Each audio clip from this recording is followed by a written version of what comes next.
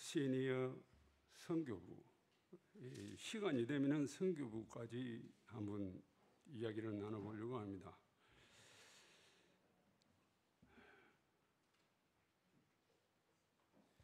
한 몇 달 전에 우연히 그 종교책을 읽다가 거기에 보면은 그 계시록 7장에 보면은 이스라엘 지파 12지파 중에서 단 지파가 빠졌대요. 그래가지고 단 지파 대신에 요셉의 아들 므낫세 지파가 그 자를 대신했다고 그러더라고요. 그래서 저는 깜짝 놀랐습니다. 무슨 하나님이 계획에 들었던 12지파가 한 사람이 빠졌다는데 놀라고, 내가 재림기에 들어온 지 30년이 지났는데 이 사실을 몰랐다는 데 대해서 조금 내 자신이 실망스러웠습니다. 그래서 이번 설교가 배정되기도 하고 해서 이 문제에 대해서 제가 좀 연구를 해야 되겠다. 이 주제를 제가 들고 나왔는데요. 그 이유는 한 43년 전에 1982년쯤으로 기억이 됩니다. 그때 저희들이 그 피터샘에 있는 장로교회에 출석을 했었습니다. 그때는 한인교회가 한 3개 되지를 않았어요.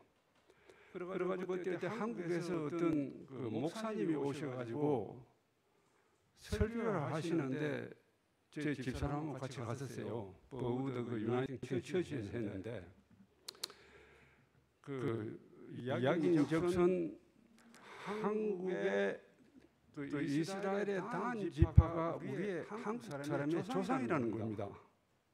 깜짝 놀랐어요. 그래가지고 그분이 이야기를 하시는데 뭐냐면은 이스라엘의 풍습하고 한국의 풍습이 비슷한 게 많다는 겁니다. 뭐냐면은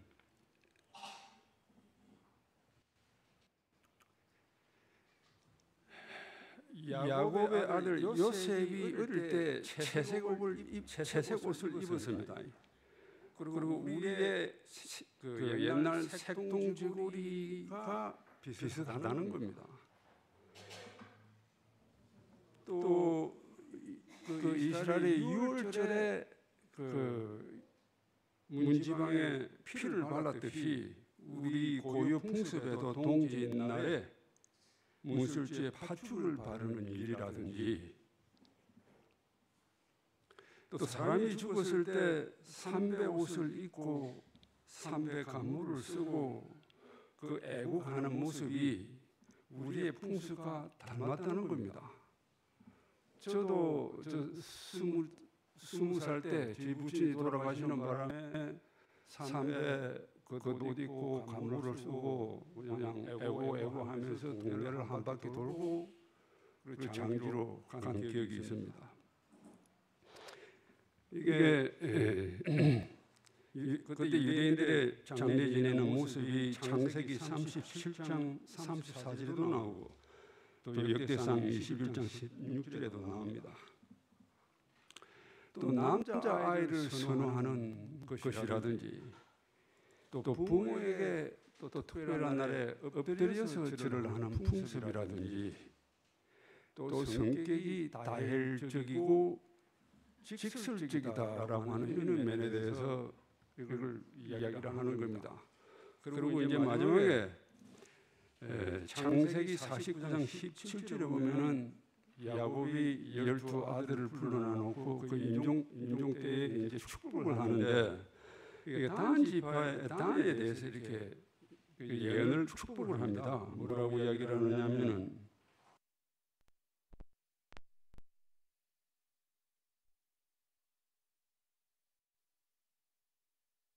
그 탄자를 뒤로 떨어지게 하리로다. 이 말을 그분은 어떻게 해석을 하느냐면은 하도 희한해가지고 제가 지금 기억을 하고 있습니다. 한국 사람들은 남 잘 되는 것을 못 보는 성질이래요. 그래가지고 남이 잘 때가 올라가면은 그냥 이를 안 먹고 끄집어 내는 성질이라는 겁니다. 이 이야기를 이 구절에 그 빗대어서 설명하는 거예요.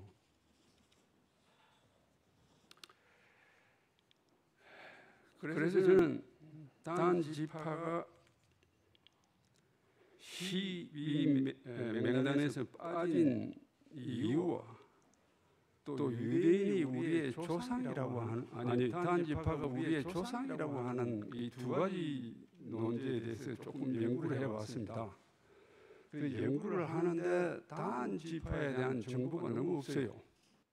있는 거 가지고 두 가지를 충족시키려고 하니까 상당한 상상력이 필요하더라고요. 그래서 제가 이야기할 때 좀 약간 황당한 면이 있다 생각을 하시고 끝까지 들어보면은 그것도 일리가 있다라는 그런 생각도 들 수도 있다는 생각이 듭니다. 다음에 어머니는 누구예요? 그 이름은 빌하인데 야곱이 가장 사랑했던 라헬의 몸종이었습니다. 단의 그 이름의 의미는 심판이라고 합니다. 12형제 중에서 이렇게 말씀이 없어요. 뭐 특별한 존재감도 없고 특별히 모자람도 없이 이렇게 어린 시절을 지내온 것 같아요. 이제 애굽에서 이제 400몇 년을 지내고 이제 모세가 이스라엘 백성을 데리고 나갑니다. 그래가지고 이제 시내산으로 가서 이제 모세가 하나님께로부터 율법을 받고 그 다음에 이제 성소를 지어라라고 하는 명령을 내립니다. 그런데 여기에 이것이 운인지 계기인지 축복인지 그는 모르지만은 하나님께서 두 사람을 선택을 하는데 유다 지파 우리의 아들 버살렐과 단 지파의 아히사막의 아들 오홀리압을 선택하여 그들에게 성소를 짓기 위해서 지혜와 총명을 주 모든 성소 기명들을 만들게 했습니다. 보석 깎는 세공 기술, 노술 다루는 기술, 세계 만드는 정교한 기술, 또 금채대, 금초대, 금향로와 제사장의 업무들을 공교히 만드는 지식도 습득했습니다. 하나님께서 직접 영감을 불어넣으셔서 만든 기술들은 자기네들이 봐도 참 경이로울 정도로 아름다웠습니다.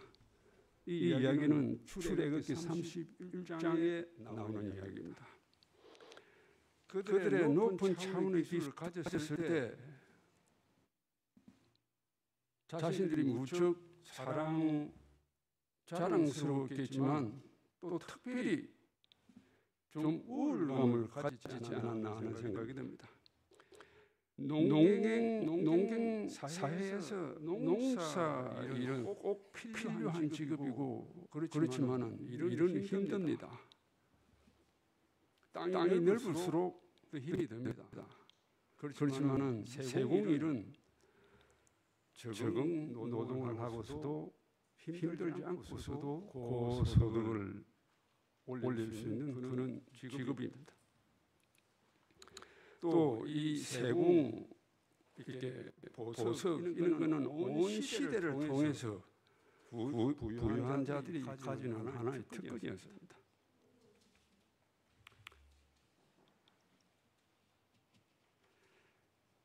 그 시대에 농경 시대에 살아가려면은 농사일을 하는 것보다는 농사일이 안전하고 그렇지만은 안락함을 위해서 고소득이 필요한 직업은 그 시대에서는 보석 가공을 하는 일이 아마 더 크게 유리했던 것 같습니다.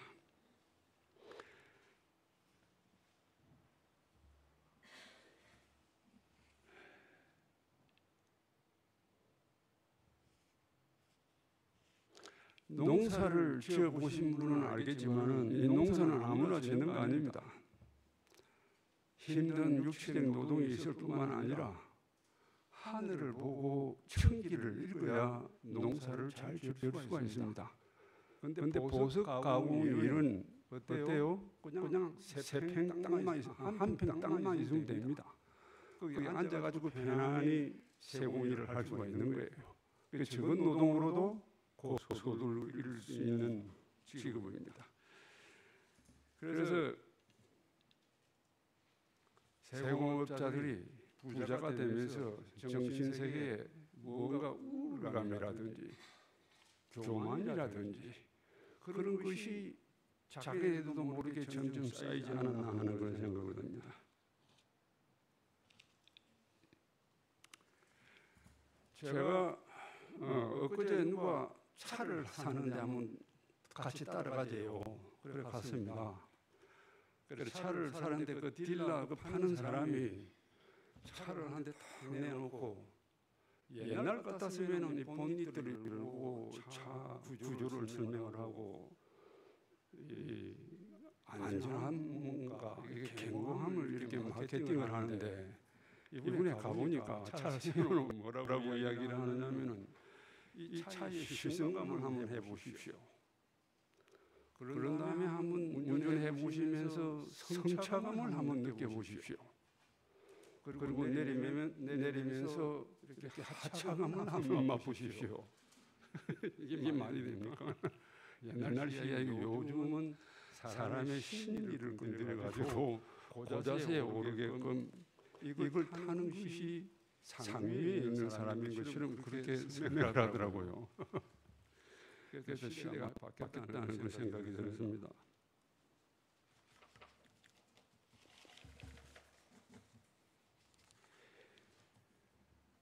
그 이스라엘 사람들이 이제 광야에서 40년을 보냅니다. 그 40년 동안에 이스라엘 백성들이 뭘 했는지 성경에는 기록이 없어요. 어떻게 지냈는지. 어떤 사람들은 어떤 분이 이야기를 하시는데 그때는 그 사람들이 할 일이 없어가지고 날짜만 셌대요. 안식일만 기다리는 거죠. 그 연습을 40년간 했다고 이야기를 합니다.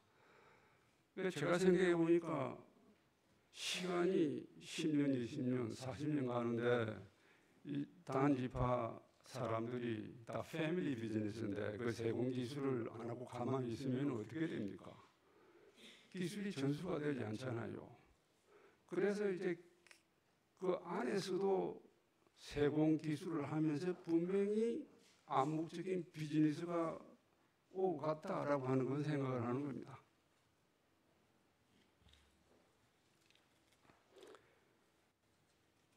그래서 오늘날에 그 다이아몬드 세공업자가 이 지구상의 70%는 유대인이라고 합니다.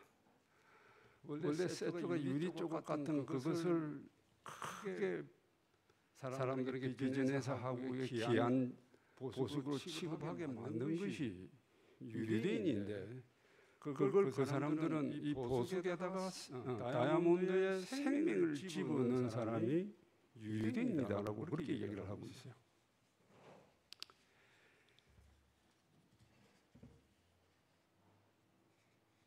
그래서 이제 40년이 지나고 이제 가나안 그 요단 강가에 있어서 이제 각 지파에 이제 땅을 배당을 합니다. 이거 다 보시지요.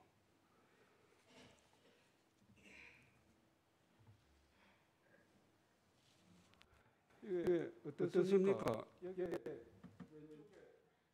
이렇게 보는 여기 다른 지파한테 배당이 된 땅입니다.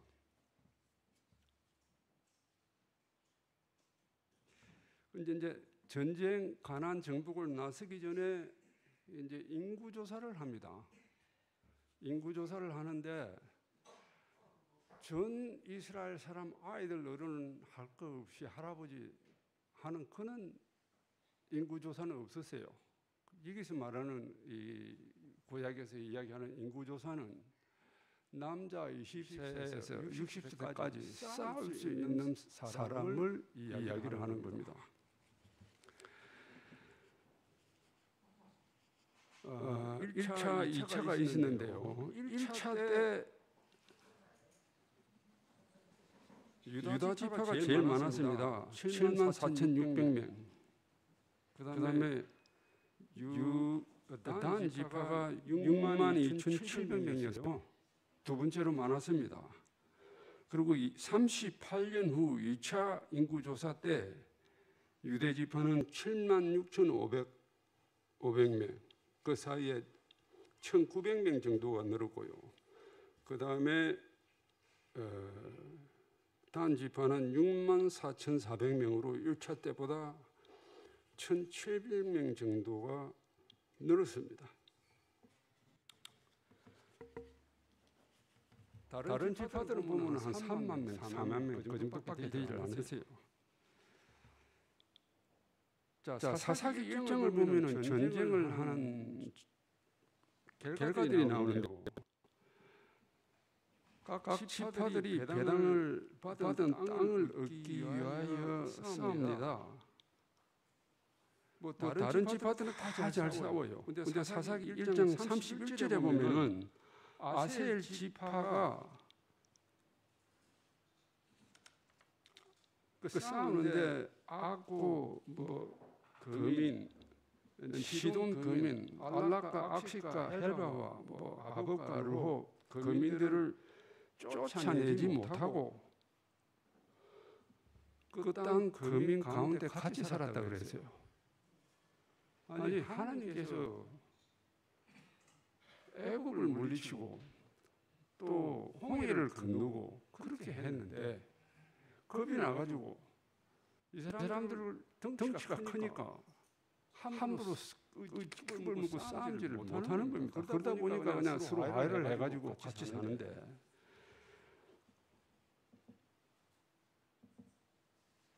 그 다음에 34절에는 아무리 사람이 단 자손을 산지로 쫓아들이고 골짜기에 내려오기를 용납하지 아니하고 이 군인 숫자도 엄청나게 두 번째로 많은 지파가 산 꼭대기에서 이제 산으로 밑에 내려가가지고 골짜기로 가가지고 팽지로 가가지고 그 아무리 족속을 밀어내야 되는데 겁이 나가지고 내려가지는 못하는 겁니다. 벌써 쫄아가지고 하나님께서 이스라엘 이끈 그 모든 능력은 다 까먹고 없었는지 아니면 이 사람들이 돈 버는 재주가 있으니까 뭐 큰 땅 필요 없다. 우리 조금만 있으면 된다 해가지고 생이 겁이 나가지고 그냥 안 내려간 건지 그 얘기가 됐어요.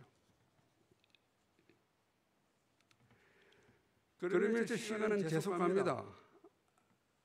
이 단 지파에 이렇게 배당된 성읍은 몇 개냐 하면은 19성읍이에요. 근데 결국 그 많은 인구수가 한 서너 성읍 속에서만 계속 살다가 보니까 이게 작아요. 그래서 이 사람들이 이제 사사기 18장이면은 거의 사사기가 끝나는 그 시간대에 이제부터는 단 자손이 소라와 에스다올에서 거하면서 용맹한 사람 5을 뽑아 다른 땅 그들에게 배당되지 않았던 곳 여러 곳을 탐색하러 보냅니다. 그 5사람이 발견한 곳이 라이스라고 하는 곳입니다. 이스라엘의 제일 북단 지역입니다.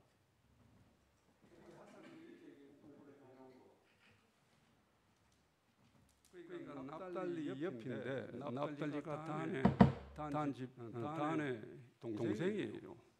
그쪽 가가지고 거기에 사람들이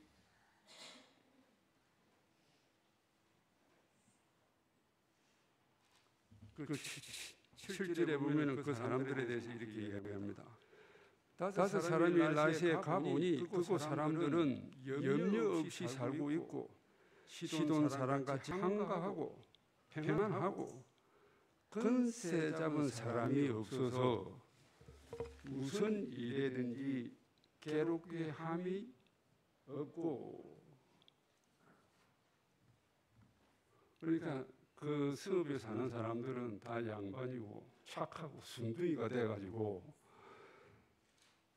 제가 아마 이스라엘 가보신 그 신앙 여행을 하시면서 가보신 적이 있는 분들이 있을 줄 압니다. 그 북단인데 그 가보면은 그 물도 흐르는 강들이 뭐 큰 강은 아니지만은 있고 산림이 수려하고 농사가 잘 되는 지역이에요. 그 길을 이제 가는데 이스라엘 군대가 단 지파 군대가 6만 몇 사람 3천 얼마였는데 그 사람들이 안 가고 겨우 한 5, 600만 정도만 가는 겁니다. 뭐 땅을 뺏으러.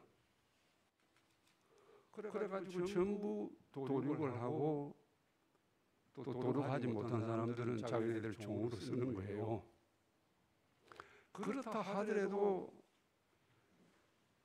단 지파가 이렇게 전부 합치면은 군인들까지 합치면 한 20만 정도가 되는데 자기네들이 얻은 성읍에서 살기는 그래도 땅이 좁은 거예요. 그래서 시대를 흘러가면서 그 사람들이 이리저리 자기네들이 무리를 지어가지고 이곳저곳을 가지 않았나. 그래서 남은 군인들이 한 5, 600명 정도 데려가가지고 이제 땅을 이제 확정한 겁니다.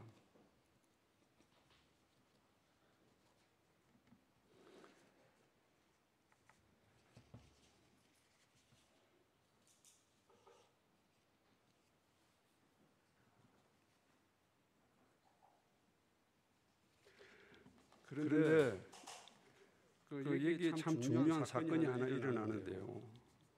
그 단 지파 군인들이 그쪽으로 침략하러 가면서 에브라임이라는 산지를 지나갑니다. 이건 참 이스라엘의 구약 역사에서 참 일어나지 않아야 될 일인데 무슨 일이냐면은 사사기 17장에 나오는 이야기입니다. 여러분들 아마 되게 아실 거예요. 그 에브라임 산지에 미가라는 사람이 있었습니다. 그 어머니가 은 1200개를 잊어버렸어요.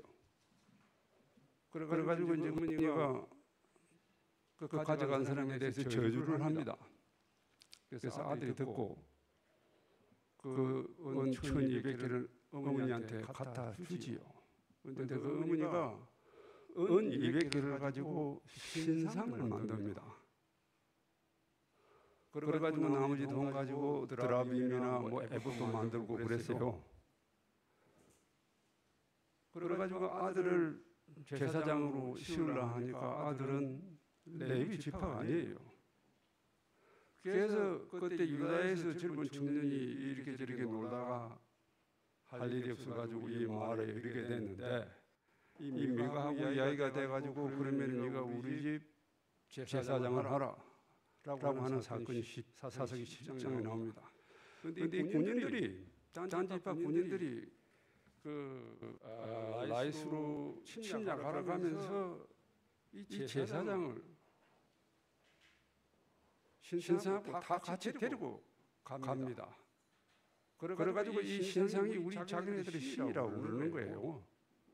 그래가지고 북방 이스라엘의 이 영향력이 굉장히 크지요. 그래가지고 이 단 지파가 12 지파 사이에서 이름이 빠진 게 이 배도의 길로 걸어갔기 때문에 빠진 거 아닌가 그렇게 생각을 합니다.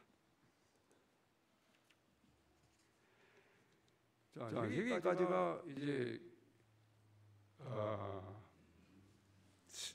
성경에서 단 지파에 출입할 수 있는 그런 건데요. 여기까지 놓고 볼 때 단 지파가 우리의 조상이 될 수 있겠는가? 라고 했을 때 될 수가 없어요. 왜 그러냐면은 이 단 지파가 이렇게 강야에서 가나안으로 침공할 때가 BC 1400년입니다. 그러면 올해가 2025년이니까 몇 년이요? 3,425년이 됩니까? 자, 그러면은 올해가 우리 당기 몇 년이에요? 혹시 아시는 분 계십니까? 당기. 우리 국민학교 될 때는 서기를 안 하고 전부 그때는 당기 몇 년이라고 그렇게 했었어요.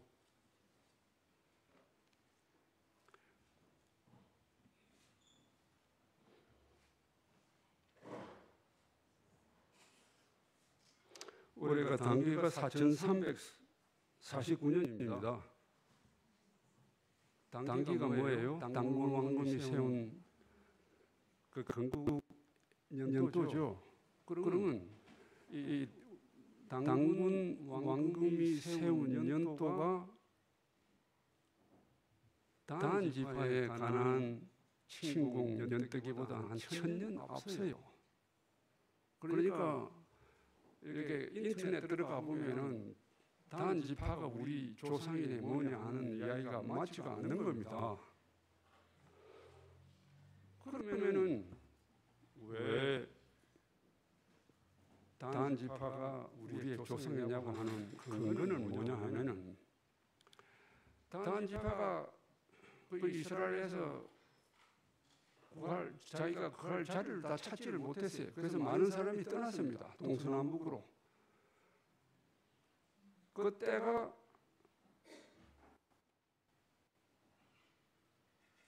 이게 성경연대로 보면은 1150년 그때 됐어요. 그래가지고 한 무리가 이렇게 동서남북도 가고 또 이렇게 동쪽 해 뜨는 곳을 따라서 가다고 합시다. 그럼 어디에 정착하게 됩니까? 극동 동아시아 지역이죠.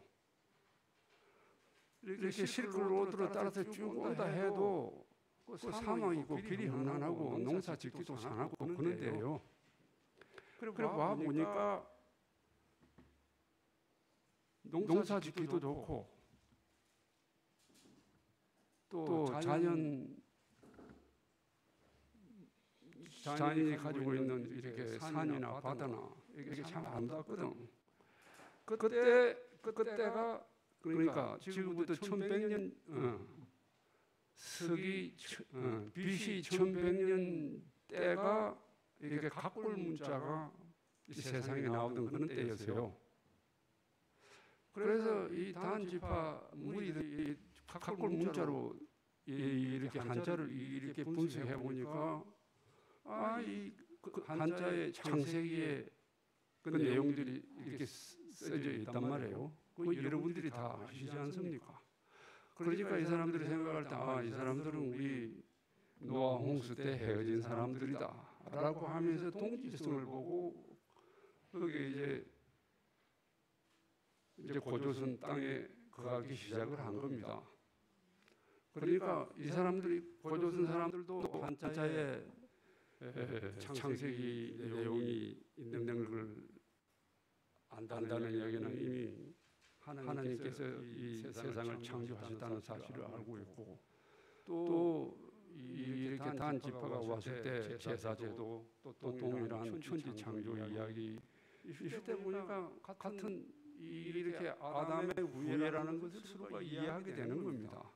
그러다 보니까 같은 동지성을 보고서 이제 이곳에 정착하게 된 거죠. 그러니까 이제 단지파 사람들이 성소 이야기, 또 제사 이야기, 또 율법 이야기 같은 것을 조선 사람들에게 나눌 수가 있고 또 조선 사람들 중에서 선각자들은 그 이야기가 옳다라고 받아들이고 그것이 세습이 되면서 오늘날까지 왔을 때 유대인이 가진 풍습이나 우리가 가진 풍습이나 서로 비슷한 것이 만날 수가 있다는 것이죠. 그래서 나름대로 단 지파가 우리 조상이 아니라는 거. 그렇지만은 단 지파가 조선 사람들하고 같이 동화되면서 우리 피 속에도 단 지파의 피가 흐를 수 있다라고 한번 생각을 해보는 겁니다. 좀 황당한 이야기 같지요. 제가 해놓고 봐도 재밌기도 하고 좀 황당하기도 하고 그렇습니다. 그런데 여기에 참 중요한 교훈이 하나 있습니다. 유다 지파 또 단 지파가 천운으로 하늘의 세공 기술을 배워가지고 살아가는데 유다 지파는 그 기술을 가지고 하나님의 영광을 돌리면서 살았고 또 단 지파는 그 기술을 가지고 사리 사역을 위해서 살아서 전혀 두 지파가 다른 길로 갔다는 거, 이것이 우리한테는 참 좋은 교훈 같습니다. 그래서 우리가 남은 생에 또 예수님 오실 때까지라도 하나님의 그 의의 원칙을 우리가 지키는 것이 아니라 의의 원칙을 살아가다 보면 자연히 지켜지는 것입니다. 그러므로 해가지고 우리가 그 읽었던 단 지파의 자리를 해부해야 된다라고 하는 그런 생각을 해보는 겁니다. 자, 그 다음에 이 시니의 선교에 대해서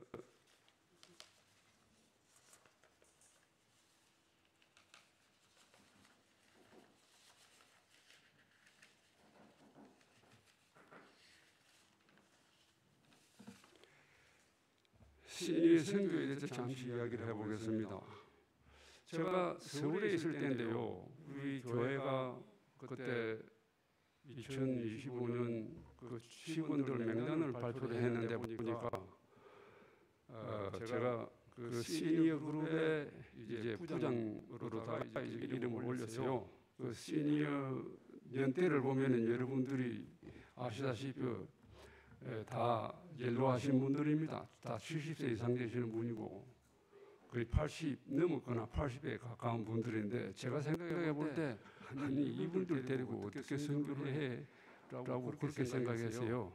사실 교회가 저를 그 자리에 선교 부장으로 올려놔 놓은 거는 교회 안에서 연로하신 분들의 권익을 위해서 대변하라는 의미에서 저를 뽑았는데 저는 이걸 가지고 선교하라고 그러는 줄 알고 나름대로 고심을 했거든요.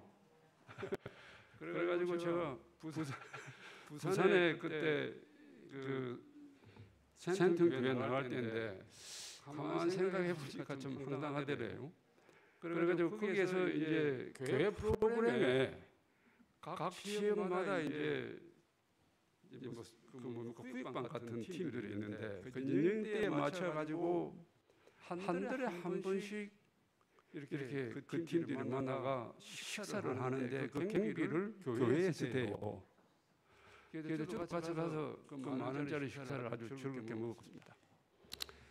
그래가지고 이제 끝난 다음에 이제 찻집에 가서 차를 마시면서 그 이야기를 하는데 교회에 득이 되는 것들도 있더라고요. 그래서 제가 뭐라고 이제 선교 계획서를 냈느냐면은 이분들을 데리고 이제 선교 계획을 하는데 결국 한 달에 한 번씩 이분들을 데리고 이제 산을 가든지 또 바다 산책을 하든지 또 이렇게 뭡니까 또 미술관을 가든지 또 뭐 역사관을 가든지 그런 식으로 이제 하면서 우리만 가는 게 아니고 그분들 이제 친구들을 데리고 구두자들을 데리고 이제 같이 가는 겁니다. 그리고서 이제 모임이 끝날 쯤이면은 항상 식사를 하는 것으로 떡을 떼는 시간을 가지는 것으로 이렇게 프로그램을 넣었어요. 왜 그러냐면은 같이 걸어가면서 어떻게 신기한 이야기가 나오지 않으니까 이제 앉아서 떡을 뗄 때 주로 나오는 이야기가 나이가 연령하니까 건강의 이야기가 나오는 겁니다. 이 시간이 가장 좋은 선교의 시간이지요. 그렇게 이제 생각을 했는데 가만 보니까 우리 나이 시니어만 가지고는 부족하겠다는 생각이 들어가지고 60세 이상으로 이렇게 물론 이거는 이제 참가를 원하시는 분만 포함이 되는 거예요. 그래가지고 이제 떡을 떼는데 이 비용은 누가 되느냐? 우리 교인들은 우리가 내고 구도자가 오면은 그 구도자는 교회의 선교 경비를 내는 것으로 그래 오는 사람이 부담이 없으니까 이제 이런 식으로 하려고 합니다. 또 요즘 보니까 맨발로 걷는 또 프로그램이 재림교회 안에서 또 성행하나 봐요. 그래서 건강 이야기 나올 때 맨발로 걷는 것도 빠져서는 안 되겠다는 생각이 들어가 그것도 넣을까 합니다. 이것이 근데 그 나이 드신 분들 나이 드는 사람들 뭐 해가 뭐 교회 듣기 되나 할 수 있겠지만은 그 나이 드신 분들 밑에는 다 아들들이 있고 딸들이 있고 손주들이 있습니다.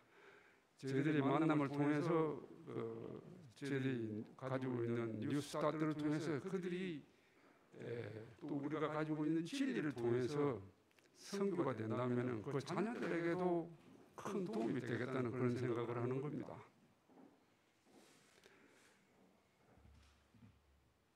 혹시 이제 아마 다음 달부터 이제 모임을 시작할 텐데 관심 있는 분들께서는 꼭 참여해 주시기를 바라면서 말씀을 마치겠습니다. 감사합니다.